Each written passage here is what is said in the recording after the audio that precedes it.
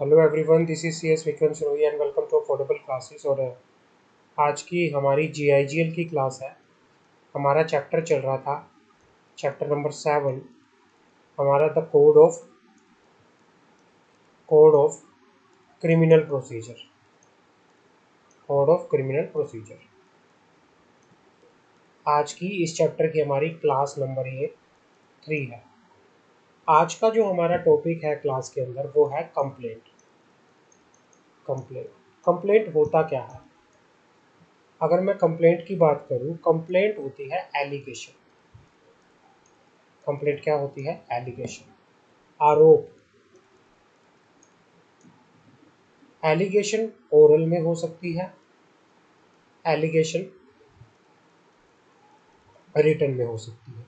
Allegation दो तरह से होती है, एलिगेशन ओरल में हो सकती है और एलिगेशन रिटन में हो सकती है।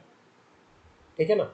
जो किसको फाइल की जाती है? कंप्लेंट फाइल की जाती है टू द मैजिस्ट्रेट। फाइल किसको की जाती है? मैजिस्ट्रेट के पास। मैजिस्ट्रेट को फाइल की जा सकती है, किसके लिए? पर्पस क्या होता है? To take action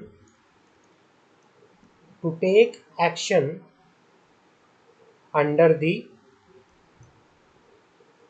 the code of criminal procedure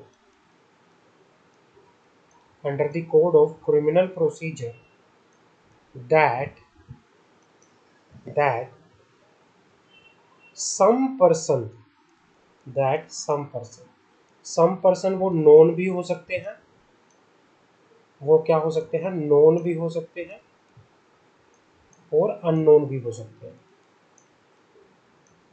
आप उनको जानते भी हो या नहीं भी जानते। उन्होंने क्या किया है? उन्होंने committed an offense an offense an offense but it does not include a police report. Complaint के अंदर क्या नहीं आती? पुलिस रिपोर्ट आके यहाँ पर नहीं चलती। But it does not include a police report. Complaint होता है एलिगेशन। अब क्या क्या जरूरी होता है? कंप्लेंट होता है एलिगेशन। यहाँ पे क्या होना चाहिए? एलिगेशन होना चाहिए। एलिगेशन या तो ओरल भी हो सकती है, रिटन भी हो सकती है। भाई पर्सन, एलिगेशन क्या होगी कि कुछ पर्सन या नोन भी हो सकते हैं, अननोन भी हो सकते हैं। उन्होंने क्या किया है? कोई ऑफेंस जो है कमिट किया। कंप्लेंट किसके पास लगेगी? कंप्लेंट आप फाइल करोगे मैजिस्ट्रेट को। और आपका कंप्लेंट फाइल करने का पर्पस क्या है? कंप्लेंट फाइल करने का पर्पस है कि it must be made with the object that he should take action. ये होता है कंप्लेंट। हम माने जाते हैं कि भाई क्रिमिनल प्रोसीजर कोड के अंदर जिसे हम, या क्रिमिनल केसेस में जिसे हम कंप्लेंट कहते हैं, क्या कहना चाह रहा है आगे यहाँ पर? हाँ, क्रिमिनल केसेस के अंदर जिसे हम कंप्लेंट कहते हैं, सिविल केसेस के अंदर उसको बोला जाता है प्लेंट। उसको क्या बोला जाता है? प्लेंट। समझ आ गई? क्लियर है? आगे बढ़ते हैं। However, a report made by the police officer in case which disclosed after investigation। अगर पुलिस ऑफिसर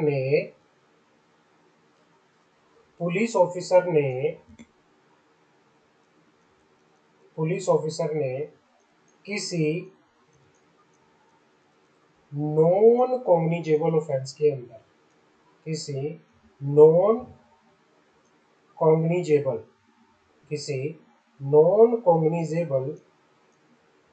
ऑफेंस के अंदर, किसी नॉन कॉग्निजेबल ऑफेंस हमने क्या पढ़ा था? वो ऑफेंस जो लेस सीरियस होते हैं। नॉन कॉग्निजेबल ऑफेंस वो ऑफेंस होते हैं जो लेस सीरियस होते हैं। वहां पर अगर पुलिस ऑफिसर ने पुलिस ऑफिसर ने क्या किया है, कोई इन्वेस्टिगेशन रिपोर्ट दी है, इन्वेस्टिगेशन रिपोर्ट दी है, तो उस इन्वेस्टिगेशन रिपोर्ट को भी क्या बोलेंगे, कंप्लेंट बोलेंगे। किसी नॉन किसी नॉन कॉग्निजेबल ऑफेंस के अंदर अगर पुलिस ऑफिसर ने कोई इन्वेस्टिगेशन रिपोर्ट बनाई है और वो फाइल की है, तो उस नॉन कॉग्निजेबल ऑफेंस के लिए जो इन्वेस्टिगेशन रिपोर्ट दी गई है, उस इन्वेस्टिगेशन रिपोर्ट को भी क्या बोला जाएगा, कंप्लेंट बोला जाएगा। और पुलिस ऑफिसर को उस रिपोर्ट के लिए क्या माना जाएगा, कंप्लेंटेंट वो माना जाएगा, उसको क्या माना जाएगा, कंप्लेंटेंट माना जाएगा। कंप्लेंट के लिए कोई पर्टिकुलर फॉर्मेट नहीं है, there is no particular format, there is no particular format for a complaint. Complaint के लिए कोई पर्टिकुलर फॉर्मेट नहीं है। Petition addressed to magistrate containing allegation that offence has been committed and ending with the prayer that the culprit be suitably deal with the complaint। मतलब ये होना चाहिए कि भाई आप मैजिस्ट्रेट को पेटिशन के अंदर सारी एलिगेशन बताओगे और प्रेयर करोगे, आखिर में क्या करोगे, प्रेयर करोगे कि भाई कल्प्रिट को, जो भी कल्प्रिट है, जो भी आरोपी है, उसके साथ प्रॉपरली क्या किया जाए, उसके साथ प्रॉपरली डील की जाए कंप्लेंट के अंदर। आगे बढ़ते, हमने कंप्लेंट पढ़ लिया, अब आता है इंक्वायरी। इंक्वायरी क्या होता है, इंक्वायरी, इंक्वायरी का मतलब होता है inquiry is other than a trial. Inquiry जो होता है वो अदर देन ट्रायल होता है, ट्रायल, जिसको कंडक्ट किया जाता है मैजिस्ट्रेट के द्वारा। इंक्वायरी कौन कंडक्ट करता है, inquiry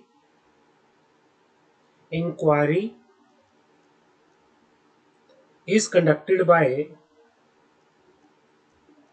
inquiry is conducted by a magistrate और कोर्ट।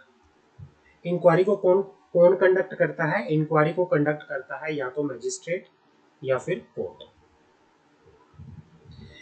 इंक्वायरी क्या होती है, इंक्वायरी ट्रायल से अलग होती है। इंक्वायरी जो कोर्ट के अंदर ट्रायल चलता है, कोर्ट के अंदर सुनवाई चलती है, कोर्ट के अंदर हियरिंग चलती है, उनसे अलग होता है। Inquiry is the different from a trial. It is a judicial proceeding. Inquiry क्या है, inquiry is a judicial proceeding क्योंकि it is conducted by the, it is conducted by the, it is conducted by the court या फिर magistrate, it is conducted by the court या फिर magistrate. Inquiry is wider than trial. Inquiry जो है wider है, inquiry का जो scope है वो वाइडर है ट्रायल से। इंक्वायरी स्टॉप हो जाती है जब ट्रायल बिगिन होती है। ट्रायल से पहले क्या होती है, इंक्वायरी होती है। जब एक बार इंक्वायरी खत्म हो गई फिर उसके बाद ट्रायल शुरू हो जाता है, इसे कहते हैं इंक्वायरी। इन्वेस्टिगेशन क्या होता है, investigation, investigation, investigation it include all the proceeding under this code for the collection of evidence conducted by police officer or by any other person who is authorized by the magistrate in this behalf।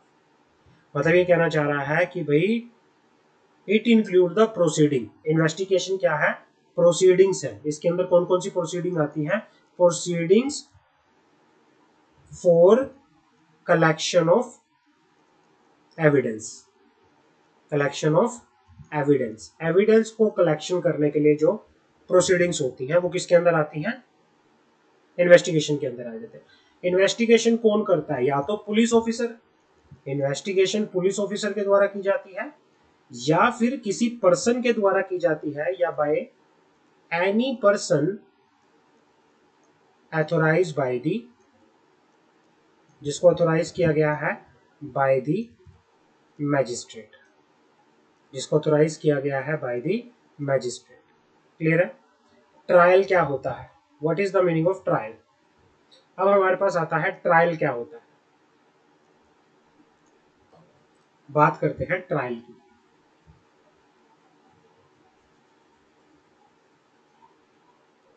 Trial क्या होता है?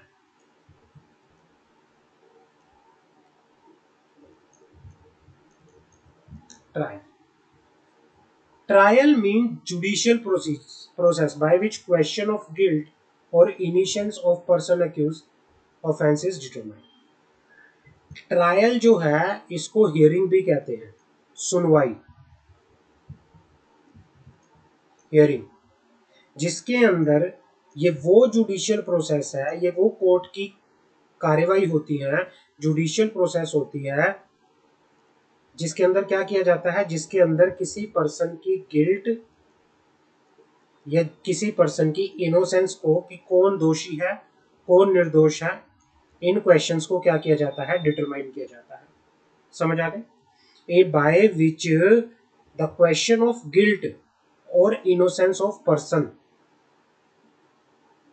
Accused of an offence is determined. भाई किसी के ऊपर किसी offence को लेके आरोप लगा, किसी को आरोप लगा, आरोपी को क्या बोलते हैं, अक्यूज्ड। अक्यूज्ड की गिल्ट को या अक्यूज की इनोसेंस को क्या किया जाता है, डिटरमाइन किया जाता है कि वो दोषी है या निर्दोष है। अब इन्वेस्टिगेशन, इंक्वायरी और ट्रायल क्या होता है, तीनों को अलग से पढ़ते हैं। Investigation, inquiry and trial. The three terms investigation, inquiry, trial denote different stages of criminal case. Criminal case के अंदर, क्रिमिनल केसेस के अंदर इन्वेस्टिगेशन होती है, इन्वेस्टिगेशन होती है, इंक्वायरी होती है, फिर बाद में ट्रायल होता है। Trial first stage is reached when police officer either is on or under order of magistrate investigate into a case. If he find that no offense has been committed, he submit his report to the magistrate who draw the proceeding. जो पहली stage होती है, this is the investigation is the first stage, first stage, जिसमें या तो police officer, जिसमें या तो पुलिस ऑफिसर या फिर एनी पर्सन, एनी पर्सन जिसको अथोराइज किया गया है, अथोराइज किया गया है बाय दी मैजिस्ट्रेट, मैजिस्ट्रेट के द्वारा, वो क्या करते हैं, वो इन्वेस्टिगेट करते हैं, वो इन्वेस्टिगेट करते हैं, वो डिटरमाइन करते हैं कि भाई एक्चुअल में कोई, किस चीज की इन्वेस्टिगेशन करते हैं, कि भाई कोई कोई ऑफेंस हुआ है, कोई क्राइम हुआ है या नहीं। अगर अगर उन्हें लगता है, if he find that no offence has been committed, अगर उन्हें लगता है कि कोई ऑफेंस कमिट नहीं किया, नहीं हुआ, अगर उन्हें लगता है कि कोई ऑफेंस कमिट नहीं हुआ, तो वो क्या करेंगे, वो मैजिस्ट्रेट को अपनी रिपोर्ट फाइल कर देते हैं, सबमिट कर देते हैं, और मैजिस्ट्रेट प्रोसीडिंग को क्या कर देता है, ड्रॉप कर देता है। समझ आ गई? If he is of different opinion, अगर इन्वेस्टिगेशन में पुलिस ने कह दिया कि भाई यहां पर ऑफेंस हुआ है, तो फिर सेकंड स्टेज में चला जाता है। सेकंड स्टेज क्या हो सकती है, या तो ट्रायल हो सकती है या इंक्वायरी हो सकती है। मैजिस्ट्रेट में deal with the case himself और आइदर कन्विक्ट द अक्यूज और डिस्चार्ज और एक्विटिंग।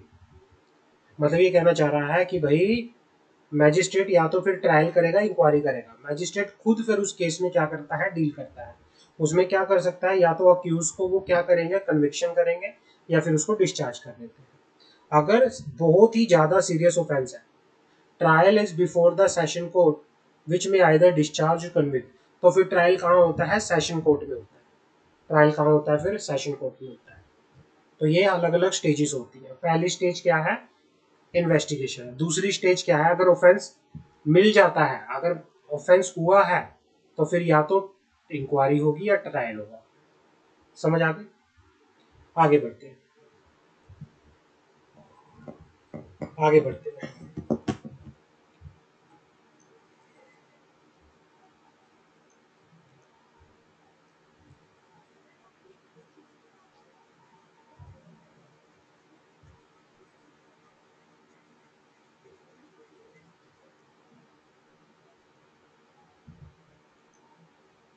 आगे बात करते हैं।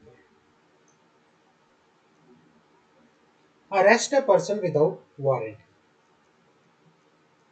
अरेस्ट अ पर्सन विदाउट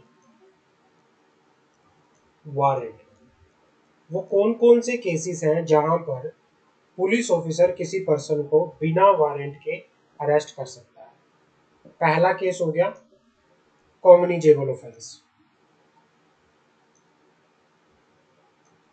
पहला केस हो गया कॉग्निजेबल ऑफेंस। कॉग्निजेबल ऑफेंस कौन से होते हैं? वो ऑफेंस जो ज्यादा सीरियस होते हैं, more serious, more serious. Who has concern in any cognizable offence. दूसरा, who is in possession without lawful excuse. Who has in possession without lawful excuse the burden of proving which excuse shall lie on such person. Any implement or housebreaking। ये कहना चाह रहा है कि भाई कोई ऐसा एक्सक्यूज जिसमें वो क्या कर रहा है, झूठ बोल रहा है, जिसमें क्या कर रहा है कि उसके किसी पर्सन के पास अपने क्राइम को या अपनी बचाव के लिए कोई लॉफुल क्या है, प्रूफ नहीं है, एक्सक्यूज नहीं है, वो क्या कर रहा है, झूठ बोल रहा है। जहां पर किसी ने क्या किया है, any implement of house breaking, यहाँ पे घर को तोड़ा गया है किसी, या फिर who has been proclaim as offender either under this code और अंडर दी स्टेट कोड। अगर किसी को ऑफेंडर बोला गया है, किसी को क्या बोला गया है, ऑफेंडर बोला गया है under the civil, under the criminal procedure code, जिसको प्रोक्लेम किया गया है, जिसको बोला गया है, जिसको पहले ही प्रोक्लेम कर लिया गया है as a offender. In whose possession anything is found which is reasonably to be suspected to be stolen property। अगर किसी ने कोई चीज जो है चोरी की है, चोरी की चीज, भाई अगर किसी के पास कोई ऐसी चीज है जो भी क्या है, चोरी की गई चीज है, तो उस केस में भी पुलिस उसको बिना वारंट के पकड़ सकती है। उसके बाद who obstruct a police officer while in execution of his duty who has escaped or attempt to escape from the lawful custody। ये कहना चाह रहा है कि भाई जो पुलिस को चकमा देता है, जो भाग जाता है या भागने की कोशिश करता है पुलिस की कस्टडी से, उसको भी बिना वारंट से क्या किया जा सकता है, बिना वारंट के क्या किया जा सकता है, अरेस्ट किया जा सकता है। और लास्ट पॉइंट क्या है, who is reasonably suspected of being deserter from any of the arm force of union. ये कहना चाह रहा है कि भाई किसी ने अगर आर्म फोर्स की, अगर किसी ने आर्म फोर्स की कोई डिसरिस्पेक्ट की है, डिसरिस्पेक्ट की है, जो सस्पेक्ट है कि भाई वो आर्म फोर्स को डिसरिस्पेक्ट कर रहा है, तो पुलिस उसको भी विदाउट वारंट क्या कर सकती है, अरेस्ट कर सकती है। पुलिस उसको भी बिना वारंट क्या कर सकती है, अरेस्ट कर सकती है। Who is reasonably suspected of being deserter from any arm force union. तो ये सारी चीजें क्या हैं, ये सारी चीजें क्या हैं भाई, यहाँ इन केसेस में बिना किस चीज के, बिना वारंट के आपको गिरफ्तार किया जा कर चल सकता है, बिना वारंट के गिरफ्तार किया जा सकता है। समझ आ गई? आगे बढ़ते हैं।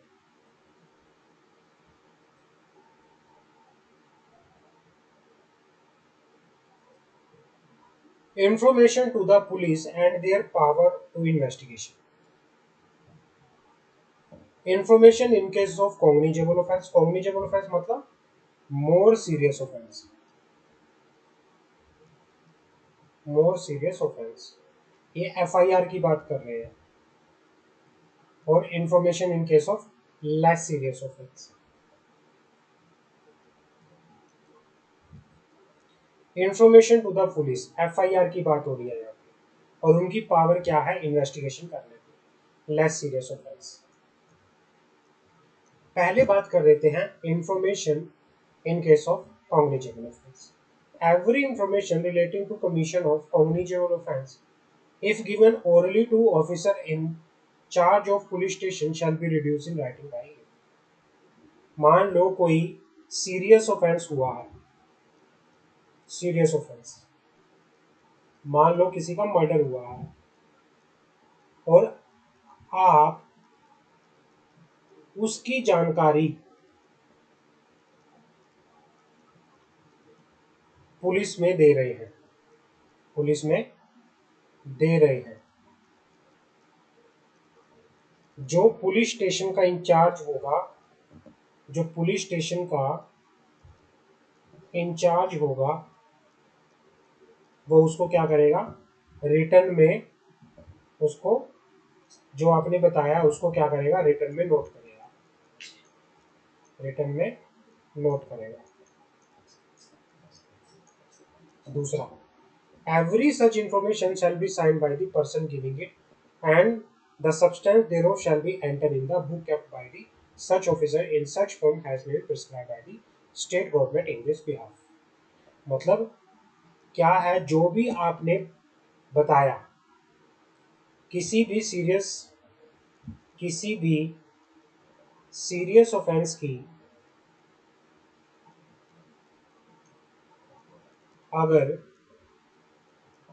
कोई भी जानकारी आप पुलिस में देते हो, किसी भी सीरियस ऑफेंस की जानकारी आप पुलिस में देते हो, तो जो भी पुलिस इंचार्ज ने, जो उस पुलिस स्टेशन का इंचार्ज है, वो क्या करेगा, नोट करेगा, और जो भी रिटर्न किया गया है उसको आप क्या करोगे, साइन करोगे। वो आप क्या करोगे, जो भी आपने नोट करवाया है उसको आप साइन करोगे। Above information given to police officer and reduce in writing is non FIR। जो भी आपने क्या दी है, इंफॉर्मेशन दी है, और जिसको रिटर्न में नोट किया गया है, जो भी आपने इंफॉर्मेशन दी है और जिसको आपने रिटर्न में नोट किया गया है उसको बोला जाता है FIR। FIR मतलब फर्स्ट इंफॉर्मेशन रिपोर्ट, उसको बोला जाता है FIR, first information report. In case of cognizable offence, cognizable offence कौन से होते हैं, जो ज्यादा सीरियस होते हैं, मर्डर हो गया, जब more serious offence, more serious.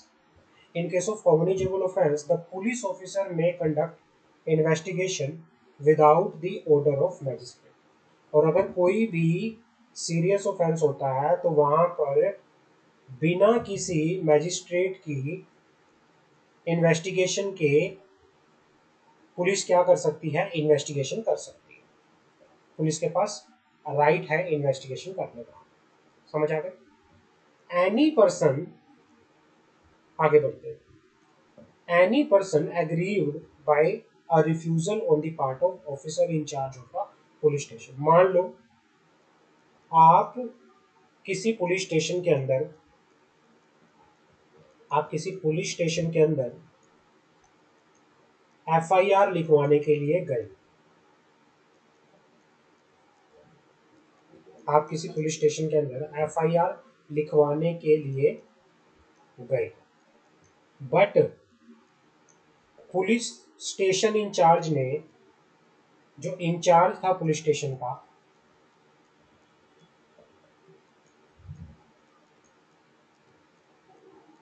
उसने क्या कर दिया, उसने आपकी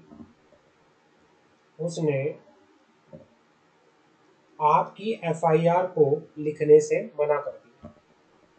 उसने आपकी FIR को लिखने से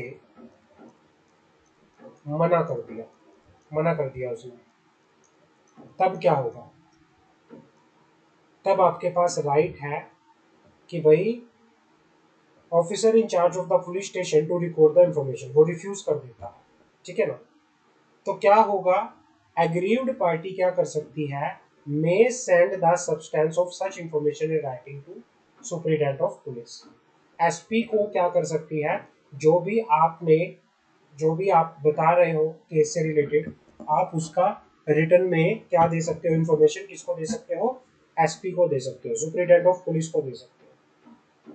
अगर सुप्रीटेंडेंट ऑफ पुलिस आपकी इंफॉर्मेशन से जो भी आपने बताई उससे सेटिस्फाई है, तो सुप्रीटेंडेंट ऑफ पुलिस क्या कर सकता है, उस केस के अंदर खुद से इन्वेस्टिगेशन कर सकता है। या तो वो खुद से इन्वेस्टिगेशन करेगा या फिर वो अपने किसी सुबॉर्डिनेट पुलिस ऑफिसर को इन्वेस्टिगेशन करने के लिए बोलेगा। तो ये होता है जो मोर सीरियस ऑफेंस होते हैं, जैसे मर्डर हो गया, चोरी हो गया, ये मोर सीरियस ऑफेंस होते हैं, किडनैपिंग हो गया। अगर ऐसा कुछ होता है तो आप क्या कर सकते हो, जो जो भी मतलब वो है जिसके साथ ऐसा हुआ है या जिसने ऐसा होते हुए देखा, वो पुलिस के पास जाके रिपोर्ट लिखवा सकता है। और जब पुलिस को आप बताओगे तो पुलिस का इंचार्ज जो है उसको प्रॉपरली अपनी बुक के अंदर नोट करेगा और उसे बोला जाता है फर्स्ट इंफॉर्मेशन रिपोर्ट, एफआईआर बोला जाता है। मान लो अगर आपको मना कर दिया, पुलिस आपकी बात को नहीं सुन रही, नोट नहीं कर रही एफआईआर को, तो आप एसपी के पास जा सकते हो। एसपी अगर सेटिस्फाई हुआ या तो वो खुद से या इन्वेस्टिगेशन करेगा या फिर वो किसी अपने किसी जूनियर ऑफिसर को बोलेगा कि भाई इस मुद्दे में इन्वेस्टिगेशन करो। अब दूसरा हमारे पास आता है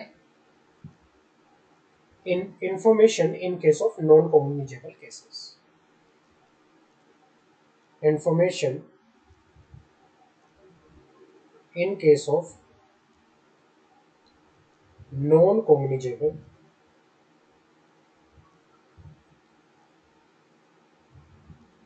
केसेस। नॉन कम्युनिकेबल केसेस कौन से होते हैं, जो लेस सीरियस होते हैं, जो ज्यादा सीरियस नहीं होते। इस सिचुएशन में क्या होगा, when information is given to officer in charge of police station of commission within the limit of such station of the non-communicable offence, he shall enter or cause to be enter the substance of information in a book to be kept by such officer in such form as the state government may prescribe in this behalf and refer the information to the magistrate। Less serious cases में क्या होगा भाई, आप report करोगे, आपने कोई report किया police station के अंदर, इंचार्ज ऑफ पुलिस स्टेशन क्या करेगा, उसको नोट करेगा रिटर्न में। रिटर्न में नोट करने के बाद उसको कहाँ भेज देगा, उसको सेंड कर देगा इंफॉर्मेशन को, किसको, मैजिस्ट्रेट को, मैजिस्ट्रेट को सेंड कर देगा। नॉन कम्युनिकेबल ऑफेंस के अंदर पुलिस ऑफिसर ऑथोराइज नहीं है without the order of magistrate to investigation. बिना मैजिस्ट्रेट के ऑर्डर के पुलिस ऑफिसर क्या नहीं कर सकते, इन्वेस्टिगेशन नहीं कर सकते, इन्वेस्टिगेशन नहीं कर सकते। इसके लिए आपको वारंट की जरूरत पड़ती है। Where a case related to two or more offence of which at least one is cognizable, the case shall be deemed to be cognizable cases, notwithstanding that the other offense are not cognizable। तो ये होता है। आगे बढ़ते हैं, summary trial क्या होता है। Summary trial, what is the meaning of summary trial.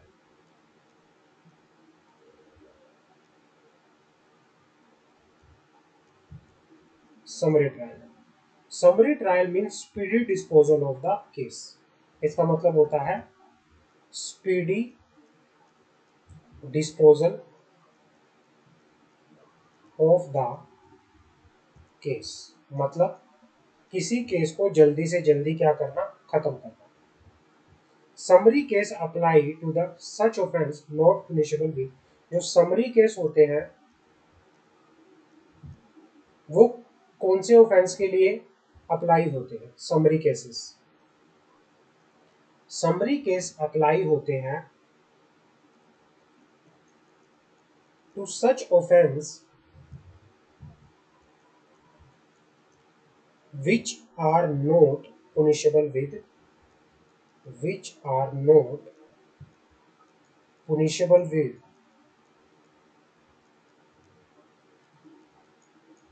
death, life imprisonment,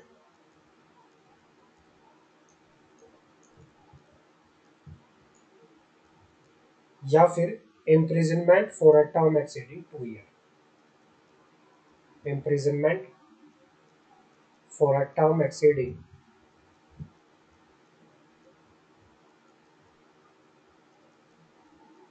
2 years.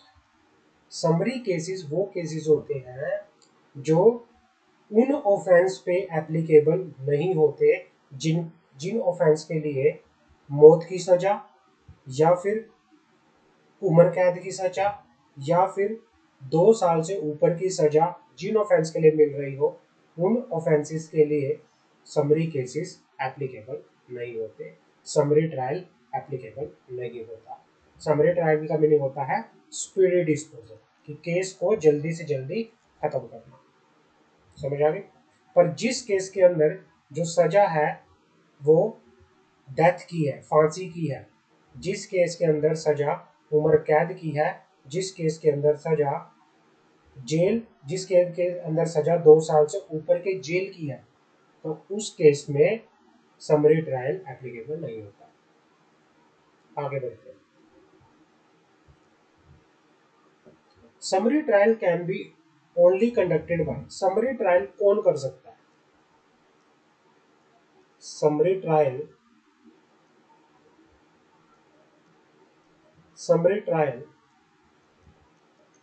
कौन कर सकता है? या तो आप समरी ट्रायल के लिए कहां जा सकते हैं? चीफ जुडिशियल मैजिस्ट्रेट के पास, चीफ जुडिशियल मैजिस्ट्रेट, या फिर मेट्रोपॉलिटन मैजिस्ट्रेट, या फिर मैजिस्ट्रेट ऑफ फर्स्ट क्लास। जिसको स्पेसिफिकली किसने एम्पावर किया है? जिसको स्पेसिफिकली एम्पावर किया है हाई कोर्ट ने। आप उनके पास स्पीडी ट्रायल क्या केसेस जा सकता है। समझ आ गए? Section 262 that no sentence of imprisonment for exceeding 3 months shall be passed in any conviction of speedy trial. Speedy trial के अंदर ज्यादा से ज्यादा सजा कितने महीनों की होती है? ज्यादा से ज्यादा सजा 3 महीनों की होती है। स्पीडी ट्रायल में सिर्फ वही केस जाते हैं जिसके लिए ज्यादा से ज्यादा सजा 3 महीने तक की होती है। वही केसेस किसके अंदर जाते हैं? स्पीडी ट्रायल के अंदर जाते हैं।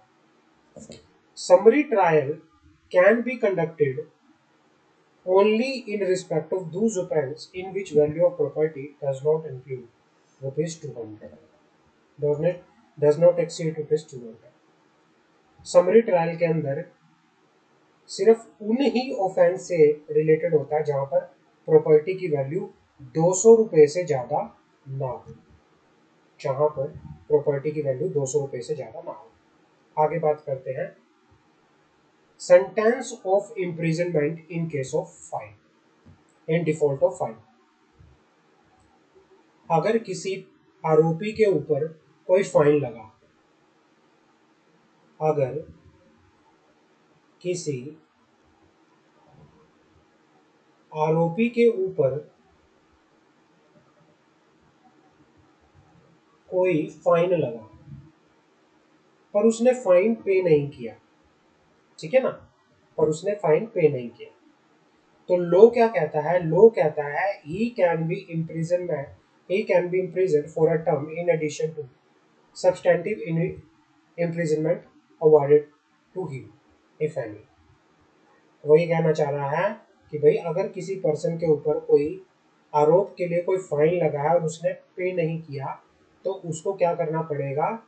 उसको जेल होगी। कितनी टर्म के लिए? उसको उतनी टर्म के लिए जेल होगी जितनी टर्म के लिए उसको ऑलरेडी जेल बोली गई थी, उससे आगे उसको फर्दर क्या होगी? एडिशनल इम्प्रिजनमेंट होगी। Section 30 provide that where imprisonment has been awarded as a part of substantive sentence he should not exceed 1/4 of the term.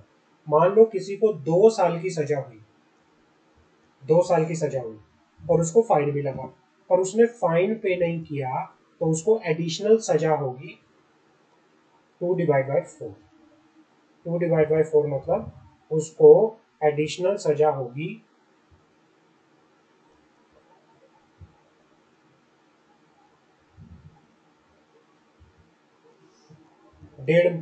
उसको 6 महीने की एडिशनल सजा होगी, उसको 6 महीने की एडिशनल सजा होगी।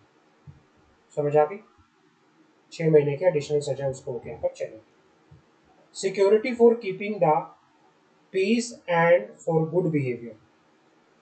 Provision of chapter 8 are aimed at the person who is in danger to the public by the reason of commission of certain offence by them. The object of this chapter is to prevention of crime and disturbance of the public tranquility and breach of the peace. मतलब ये कहना चाह रहा है कि भाई इस वाले चैप्टर का जो ये चैप्टर 8 है इसका मेन पर्पस क्या है। इसका मेन पर्पस ये है कि भाई person who are a danger to the public, कोई भी पर्सन जो पब्लिक के लिए डेंजर है उसको क्या करना, रोकना, उसके क्राइम्स को रोकना, उसके चीज़ों को रोकना, ताकि लोगों के बीच में क्या है, शांति बनी रहे और अच्छा बिहेवियर रहे। तो इसका ये है। आगे क्या है, security for keeping the peace और कन्विक्शन।